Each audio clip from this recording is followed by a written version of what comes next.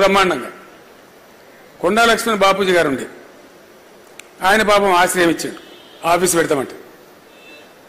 కుట్రతోని ఆయన బిల్డింగులో కొట్టిండ్రు, మన సామాన్లను తీసి రోడ్డు మీద పడేసారు. అంటే తెలంగాణలో జాగా దొరకని ఆఫీస్ దొరకని అనేటువంటి పరిస్థితి. ఆఫీసు పెడదామంటే వాళ్ళకి బెదిరించుడు. మనోడు పోయి చూసి రావాలి, వెంటనే ఇంటెలిజెన్స్ పోలీస్ టెలిఫోన్ రావాలి, నువ్వు సీఎం దృష్టిలో వస్తావు సుమా, అట్లా సుమా ఇట్లా సుమా అని బెదిరింపులు.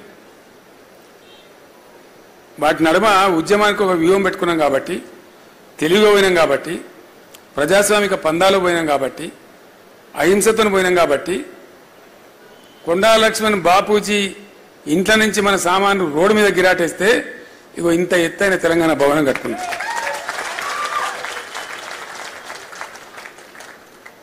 ఆ నైపుణ్యంతో మలుచుకుంటూ వచ్చినాం కాబట్టి, లేకపోతే పాసిబుల్ అయ్యేది కాదు.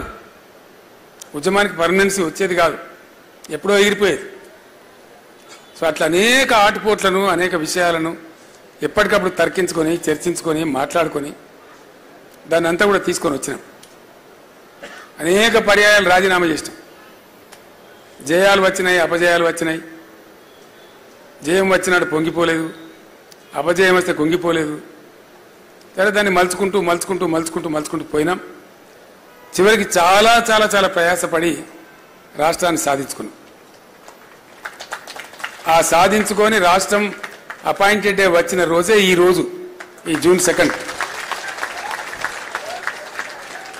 ఇట్లా తెలంగాణ రాష్ట్రం వస్తుంది, 10 సంవత్సరాలు నిండుతాయి, దశాబ్ది ఉత్సవాలు కూడా జరుపుతారు అని ఎవడు కూడా అన్నాడు.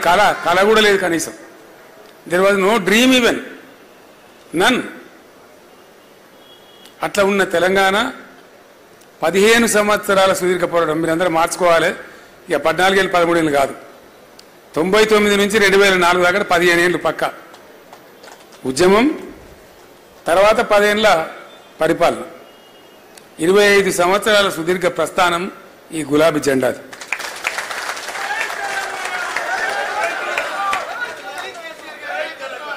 అయితే వాడోడు వీడోడు పాపం అవగాహన ఉన్నోడు